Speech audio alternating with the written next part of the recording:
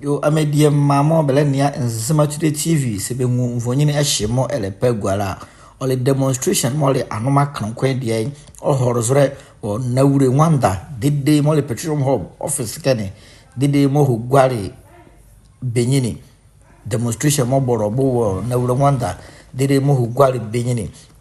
mvonyina shele mgbavre mo be wonzema mo be azale mane panyini elefa o se adozo na ya vai anya sispezu yeli yevi besenula bese bende be nwobo na njeshali ngbale ete bale adene no ane benyeli e benga dunu na gbavla na mraga onu gbanyima muala han be wu gware gwazo mori anoma yale yikire kpere pare vehirele urai anu ajei na bese beto nyale kokore bava behire nyale kokore ne baboro bo wo na wuro wanda kama mngalera de ye gware wo benyini huyeju benyini ladie mo ane olefa enye bali yen na onikebe kan bekro police ma mo yele kebe ma ngbavra mo enge woro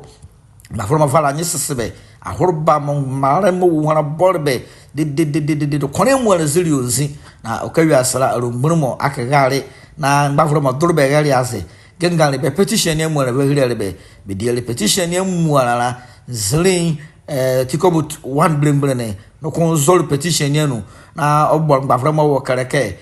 ke biala mo be fa petition ka be fa ana ngbavra mo ahono ke dobe azuronu na de mo obo mo kakra idwazo wo nsamara amuala azo bape na ebure ne bure aye kona ba fa esheti o ngbavra mo no kufali anyeliele